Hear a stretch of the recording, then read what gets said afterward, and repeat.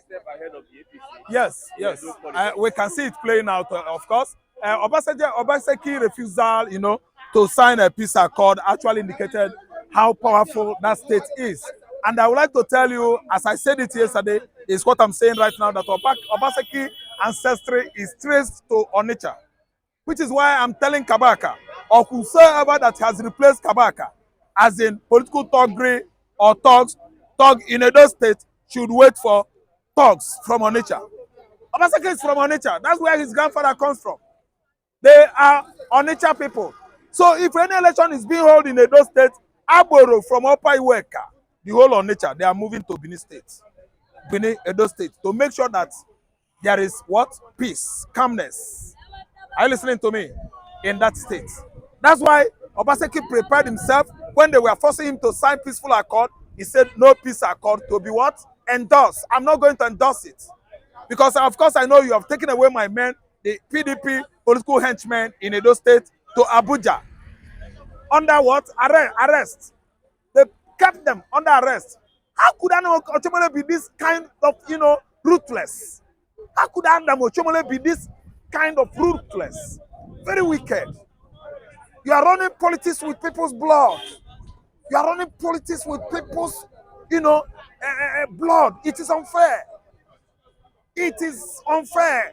Highest inhumanity of man against his fellow man is playing out in this current administration with impunity.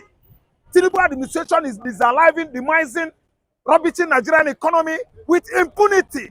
Such government has never been in place in Nigeria before. A situation whereby public office holders are busy looting, stealing, embezzling public funds without anybody asking them why.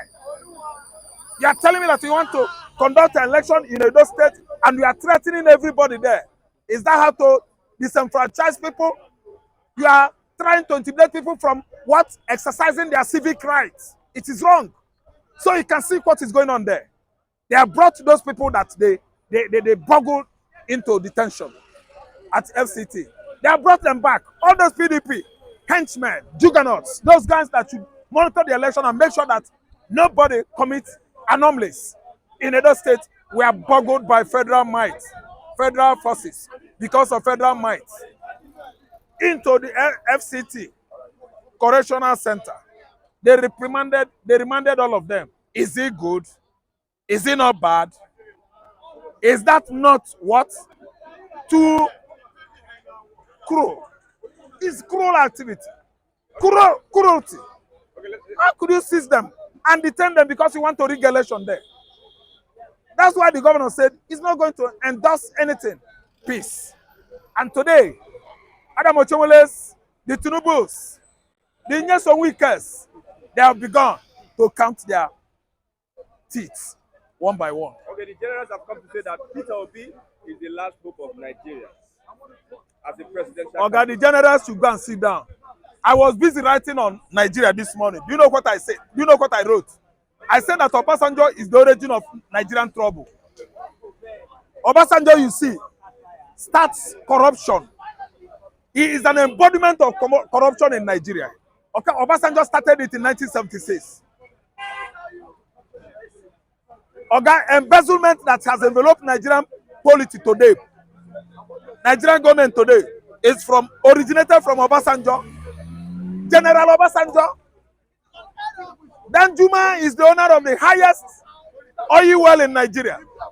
The highest owner of oil well in Nigeria was Theophilus Danjuma, the man that killed General Ironsi, the former head of state of this country.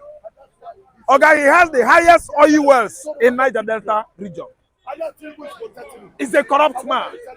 Oga Babangida himself started the current embezzlement of what? Money laundering into foreign banks in Nigeria. Paris Club, Swiss Bank.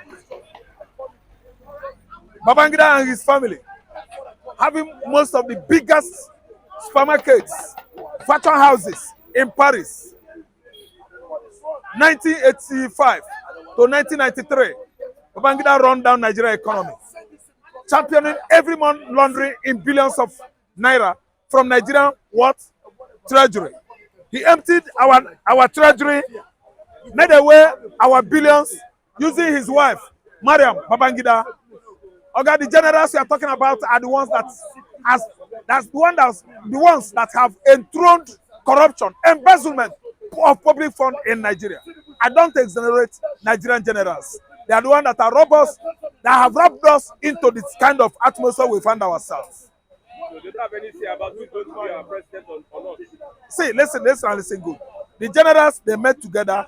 They met together to bring succor to the country, to bring an law, rules and regulation, to bring peace, at least to change the system that is going on currently. But I'm not trying to at least generally or absolutely put all my trust on them. I don't trust them. They are more corrupt than the politicians. They are the one that gingers this kind of corrupt leadership we are witnessing today. Maradona of our time. Who is he? He is he. You don't know. The Maradona of our time was Babangida. Babangida was a Maradona when he was in government. Obasanjo, oh my God, started the corruption, modern corruption in Nigeria. Obasanjo started it. Nobody should teach me about anything about the generals we have in Nigeria. Abdul Salam Abubakar took over from Abacha when Abacha died. What about the remittance from NNPC? Could he give us account of the realization from Nigeria National Petroleum Corporation during his tenure from 1998 to 1999?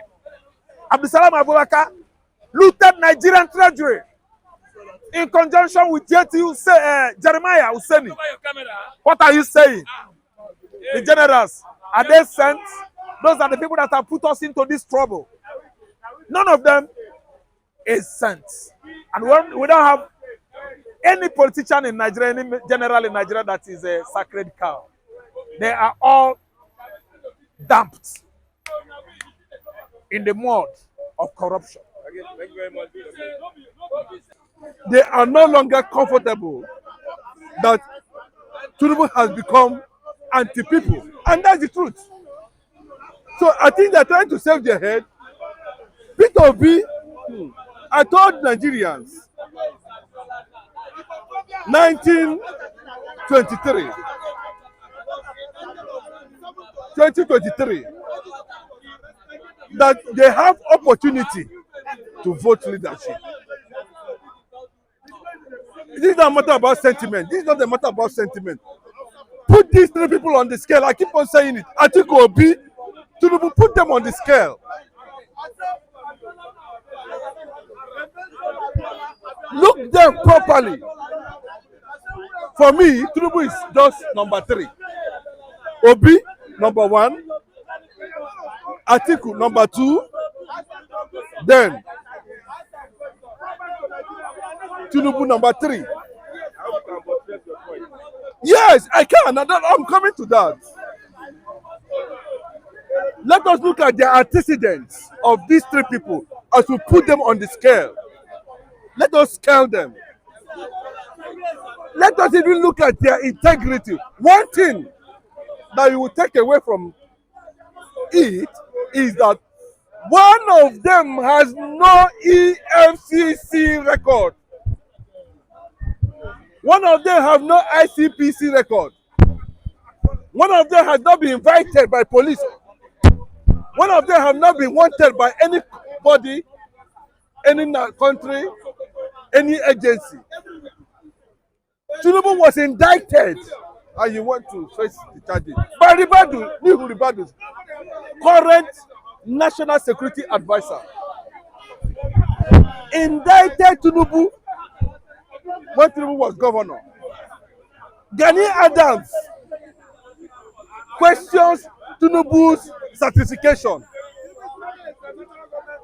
including drug-related offenses. Reno Mokri, are you listening? Reno Mokri, are you listening?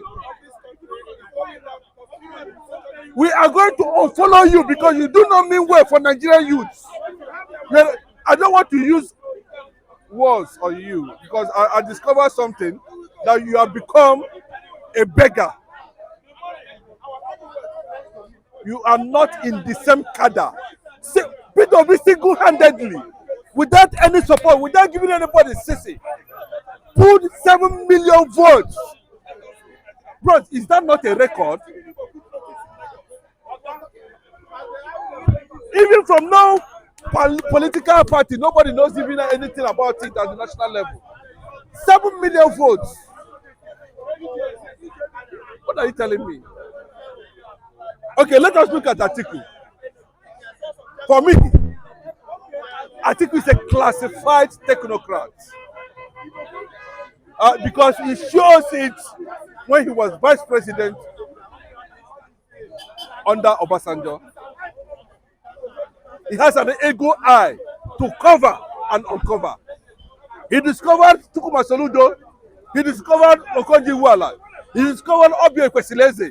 He discovered a lot of them who added value to PDP administration as at that time. Bros, quote me, I am telling you. Not only that,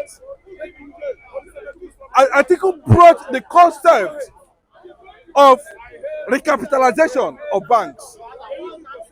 Not only that, there are so many policies that Atiku brought into that has helped push the Nigerian economy and sustain the balance so that the poor can breathe. But where I have reservations about Atiku is his alliance against Jonathan. He betrayed the consciousness of PDP at the national level. Instead of being a man of ideological representation, he joined this Jagaban.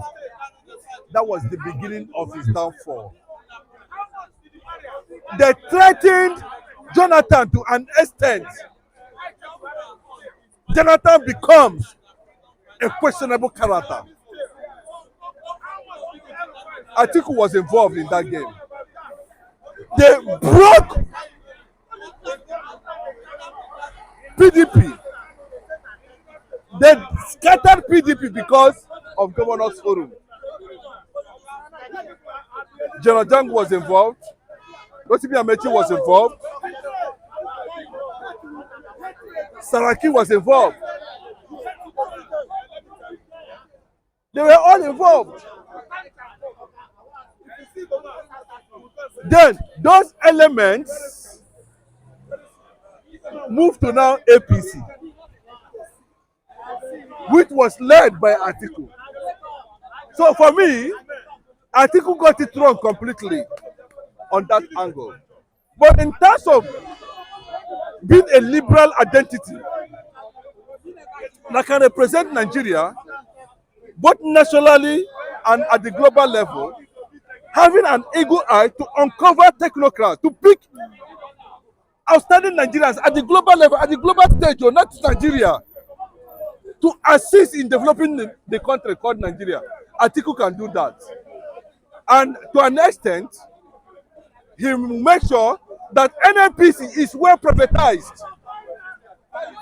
A lot of things will be put in place, that is PDP. But they destroyed the PDP and brought APC that have brought calamity. APC government brought calamity. And Atiku was part of the revolution that brought that calamity to Nigeria. So what I'm saying is this. Atiku also was being linked to some corrupt practices. Yes, Atiku has been linked, has been mentioned, even though without evidence that he was involved in some form of corrupt practices. But Peter Obi,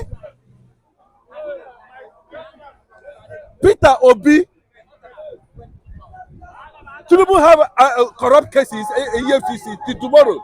They are still looking for him everywhere. Atiku has, even though to a limited, but his name was mentioned. Peter Obi, where is Peter Obi's name mentioned? Is that enough for him to become president? The characteristics of a leadership in a sector, in a secular society like Nigeria, Peter Obi is. That is even, see, by the time you are, see, do you know why Nigeria suddenly become unfortunate in less than 1 year of Tinubu's administration? Because they know the man, they know Tinubu. Those boys that are working with Tinubu in National, they know him. They know his body language. They know when to steal and when not to steal. They know when to strike and when not to strike. They have been in the system a very long time. But today, Obi left 75 billion, record breaking in the history of Nigeria. No governor have ever done that in the pulse of Anambra State. Use Anambra State to do business that the money is still being generated till tomorrow. Coming at the national level, do you know why people voted for Obi? Do you know why everybody suddenly become obedient, including the senators, the House of Rep members, including the APC governors? You saw it now, bros. I don't need, this is not a matter of yes. They were saying it. Obi took time to analyze how he intends to navigate Nigeria from the storm during his campaign. How he intends to give Nigeria leadership. Obi is not promising heaven in Nigeria, but what he's trying to tell you, that the possibility of laying a foundation that Nigeria will grow in a very short while, and the people, the citizens will, at least for once, feel the impact that they are having a president. I'm not saying he's going to do everything automatically within 1 year, 2 years, 3 years. But for Nigerians to go hungry on daily basis for complete 1 year, it can never happen under P2B's government. It can never happen. It's a master strategist. P2B is sitting as the MD, Chief Executive Officer of 15 blueprint companies. Now what for these guys then? Which one is which company can you attribute to Tinubu now, apart from Lagos State government? Pause. That is his enterprise. I don't know Tinubu to a pure water company. I don't know Tinubu to do just like his predecessor Buhari. They are not enterprise. They don't understand what it means to be in business. The only thing they understand is that state money, local government money, national funding, allocation, put them for pockets. That's what they know how best to do. But for you to transform Sisi to multi-million, bros, it takes an ingenuity, a man with an ingenuity in him to do that. But now the Igbos have finally, under Buhari and Tinubu, militarized their ingenuity in Nigeria. They have developed a thick skin. All the government policies that are targeted at Igbo prowess businesses are backfiring now.